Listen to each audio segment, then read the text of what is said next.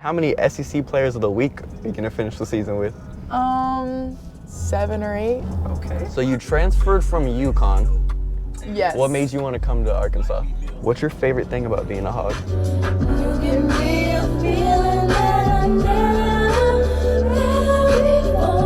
So I saw you were on Team USA.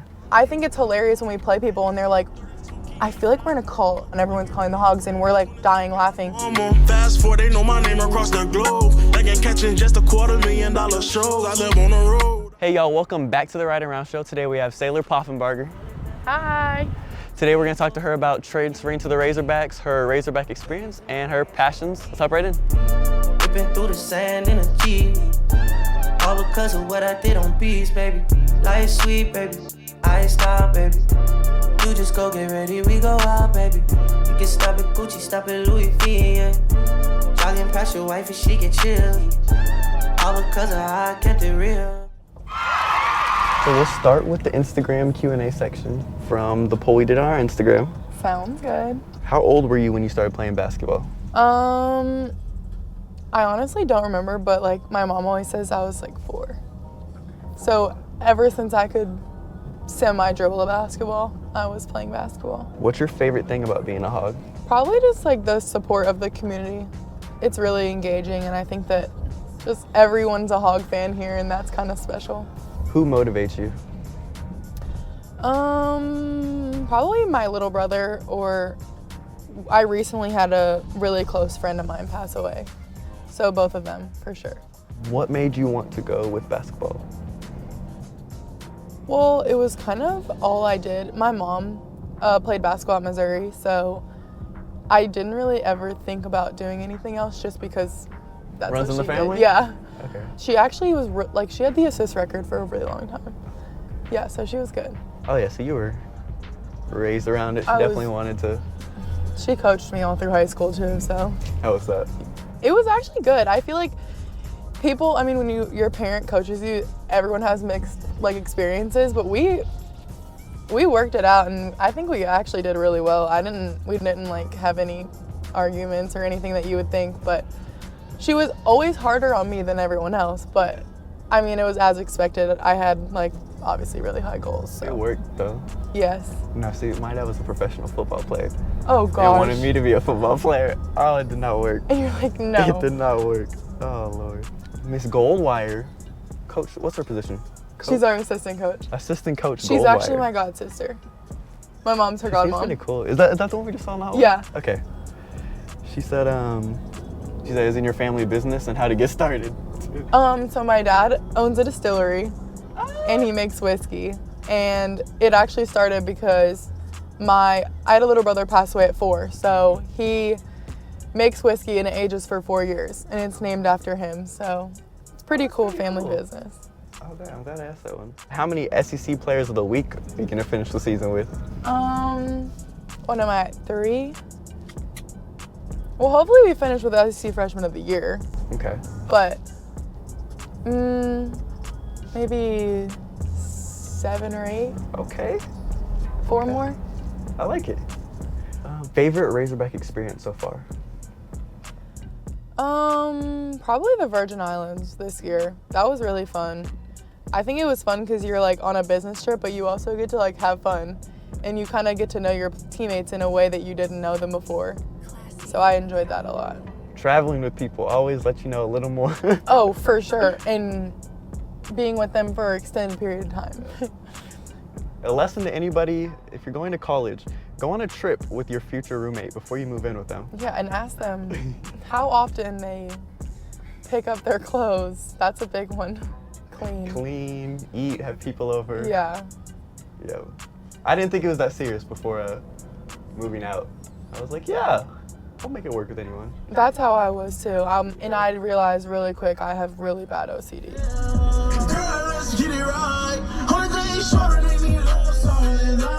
Yeah, this is probably his best one right now. What a world. I My favorite part is coming. Mine on another million. Get up, get you some money. Get the fuck up out your feelings. I'm all the way living. Another stars up in the ceiling. Front camera, back camera. Whole dash digit. Only in the state, out of state, getting high. You know I'm on the way to that money right now. You know the grind don't stop. It never did. You know the grind don't stop. And it never will. They want me to stop, but I can't keep going. They want me to flop, but I can't keep going. Yeah. So you transferred from UCONN. Yes. What made you want to come to Arkansas? Okay, so like I said, Lacey is my mom's goddaughter. Okay. And when I was like in the recruiting process the first time, I looked at Arkansas a lot. But Lacey and I have I've known her literally since I was born. So we have like a really strong connection. And so when I was in the portal, I was like really seeking comfort. Like I just like didn't like the situation I was in. And so I needed somewhere that I knew that if basketball wasn't going to be, I was going to be comfortable. And so me and Lacey are really, really close. And so when I went into the portal, I honestly would talk to Lacey a lot, just like as like a sister. And then I came out here, I went in the portal on Monday, visited here on Friday, and committed here on Saturday. And Coach Neighbors just like runs a really healthy program. And I think that kind of attracted me a lot, just making sure that it was what I wanted, like school-wise, but then also basketball. For me, like I'm very much a basketball player, but I'm also like very I have to have my own stuff. Like I have to have my nails painted, I have to be shopping, I have to have Starbucks. Like I'm high maintenance. But like at UConn, I couldn't have my nails painted. And like to me, like even though people are probably like, that's not a big deal at all, like that's like a huge deal to me. And so it's just like little things, like just little things of freedom. And I think that just being here, it's just very free, and it's very, as I keep saying, like just healthy. And everyone wants what's best for you, no matter if it's like today or in 4 years. And I think that was important for me. Yeah, that's something I've heard from a lot of players, men's, women's, whatever. It's like the city life is so nice here. It's just it's a more of a vibe. And I know, so for the men's team, I know what brings a lot of players here, even the high recruits, is we have a lot of NBA coaches. You were a high recruit. What made, besides comfort, was there anything about the program that made you? It's a very free offense, and I like that just because my style of play isn't really a structured style of play.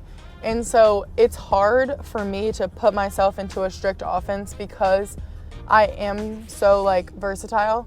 And so I think that was really important. And that's why I think that we do get a lot of really good basketball players, transfers, athletes out of high school for the women's team, is people are starting to realize we play really fast and we play really, we score a lot of points, we shoot a lot of threes. And then, you got 102 points at the last game I went to. Yes, in modern day basketball, everyone is a three-point shooter. So I think that just coming to a program where you shoot so many threes, you play so many possessions to a scorer, that's really appealing. Do you know if Neighbors' structure is similar to Muss, or the play type? I know we do actually run similar offenses. We run if you watch us, we don't really ever stand out there and run. We are very motion oriented. We run a motion that kind of gives you direction on where to go, but if at any point in time you cut or you go off a ball screen, you're allowed to do it. It's not oh my God, only this person is coming off a ball screen and then she's passing here and then she's screening down. We play in an offense where it's literally if you feel she's overplaying, you cut back door at any point in time. And I think that I wouldn't say that we don't play alike. I think that when you have good players like the men's team do and like we do, you're playing with a really high basketball IQ. And I think that kind of creates a similar offense within itself, just because you're kind of reading and reacting off of each other. But I wouldn't say that we sit down. I don't know. It's kind of hard just because we don't really run a whole lot of offenses, but we do kind of run similar motion. My last school was very here to here, and then you're gonna cut here, and then you're gonna cut this point. And I think that for me, when you play in an offense like that, it kind of almost pauses you. It makes you slow down. And I think that for someone like me that's played read and react basketball my whole life, it was kind of weird to come back because I was oh my God, I haven't done this in a while. And then I'm oh my God, they're not mad when I shoot it and miss. And I think that was my biggest adjustment, was just like getting my confidence back, just because I didn't have any at my last school. So being able to having the trust that I feel like Coach Neighbors gives his players was just probably my biggest adjustment. Who'd you click with first on the Amber. team? Amber Ramirez, she's still like one of my best friends to this day. That's cool. Yeah, she like mothered me in last year. So I saw you were on Team USA, and I forgot to ask Anthony Black about this. What does it take to get on the team? What is being on the team do for you? Like, what is that process like? It kind of is a reality check, if I'm being honest. I feel like when you're just a top 50, like any top 100, whatever you want to be athlete, you're always going to be the best where you are. And I think that where I went when I went and played 16U. And when you're 16 years old in high school, if you're top 50 in the country, top 20 in the country, like, you're the best player where you live, no matter what. And I think that when people get really comfortable being the best, and I feel like for me, just like going to USA, it was like a reality check, like, oh my God, there's hundreds of girls that are out here that are better, or if not just as good as I am. And just being able to like show your skills within those kind of people, I think is really important, just because if you're going to play college basketball, you're going to go, and at any point in time, you're going to be on the court with 9 girls that are either better than you or just as good as you. And I think that was like really helpful. It is definitely hard, only because I literally had to miss a month of school, and it was my sophomore year, and I went for 3 weeks of trial, which it was like 2 to 3 practices a day minimum. And you would literally, the first day you went, there was like 300 kids, and then you'd literally go read the back of the door of a paper, and you'd have to find your name to see if you made the cut. And I will never forget, like, I could never find my name because I was like so nervous, and then I would like calm down, and my mom would go look, and she'd be like, your name's right there. And I'm like, I couldn't look at it because I was so nervous. But it was definitely a really good experience. We went to Chile, and I actually won a gold medal. And so it was a good experience. I'm actually still really good friends with all those girls. The 6 of us all ended up going to play Division I basketball. And I think that it creates friendships as well as an experience. Whenever you go through a kind of a hard experience, you create like really good friendships. Bonds, yeah. And I think that it's kind of nice, like having good friends at other schools, and you can kind of call and be like, hey, like, how's your experience? Oh, I'm going through this, and like whatever. And I don't know, it was really special. It definitely was hard. We ate like watered down salmon every single day for 12 days when we were in Chile. And I could never forget the first meal I had in Maryland. I made my parents get me like what you would think would be like gross, but like I wanted greasy pizza, because I was like, I cannot eat salmon anymore. I hate salmon.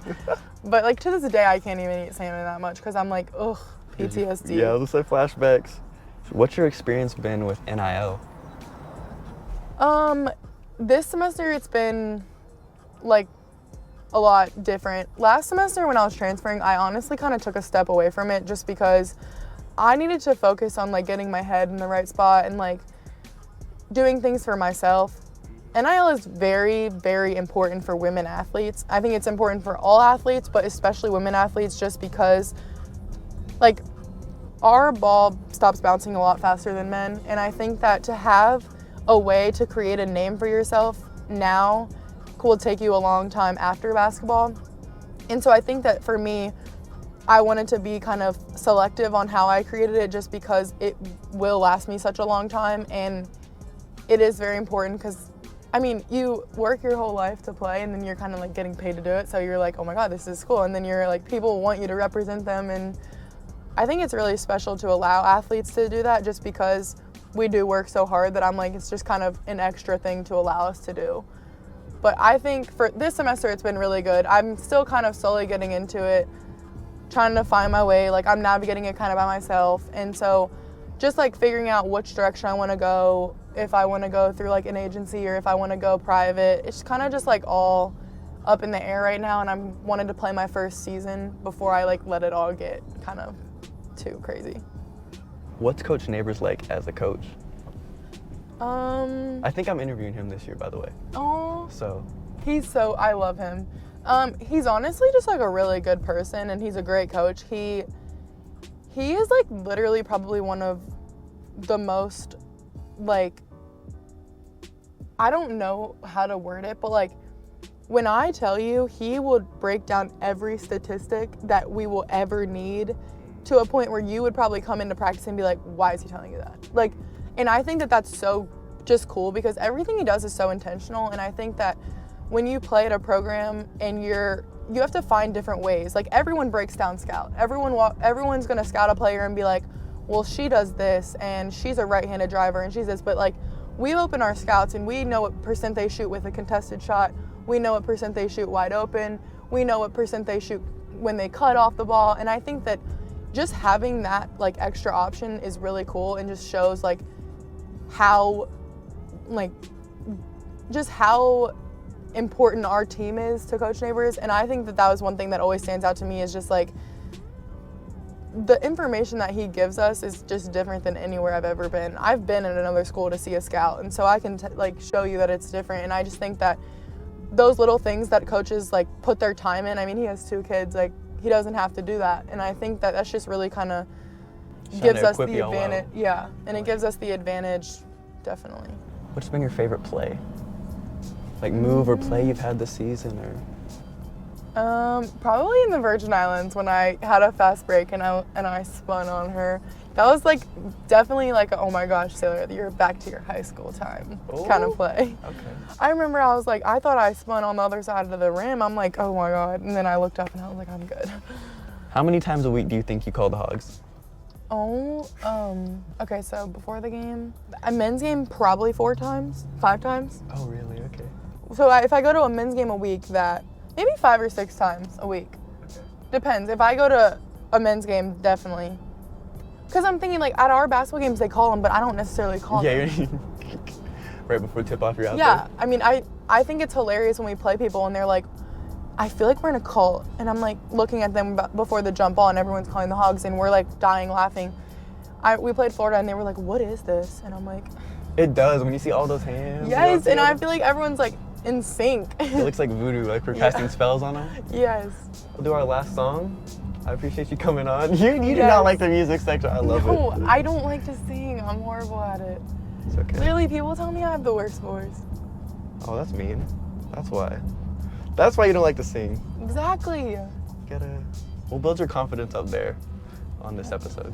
Building confidence with Saylor Poff singing. You ask me, I'm ready. The views of the city are. Tam keeps telling me he just turned 30, having dreams of being single forever. He's getting worried and I'm scared too, cause I'm in the same boat. Good women are rare too, none of them came close. Me, I haven't changed much, you know how I play it. Better safe than sorry. Instead of searching for substance at every single party. Baby, being part of this life, I feel like I'm bound to end up with somebody that's been with everybody. I need you to rescue me from my destiny. I'm trying to live right and give you whatever's left of me. You know life is what we make it, and a chance is like a picture. It'd be nice if you just take it, but let me take it for you. I'm just down to ride. We can roll around the city till you finally decide. I got more than a thing for you, tattoo and an ink for you, right over my heart, girl. I do the unthinkable. Honesty, someone's gotta take the lead tonight. Who it gonna be? I'm gonna stay right here and tell you all that comes to me. If you have something to say, you should say it right now. You should say it right now. You ready?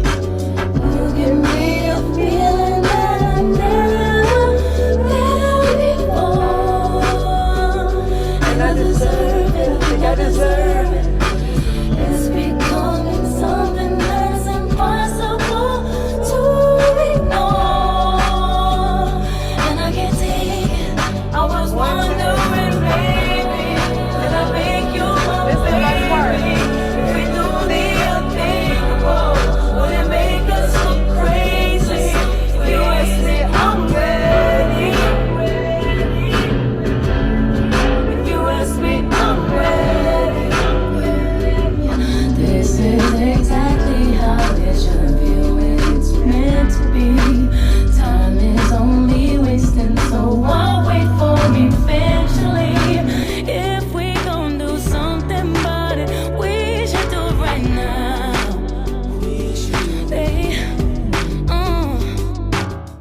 If you could have one superpower, what would it be? Teleportation.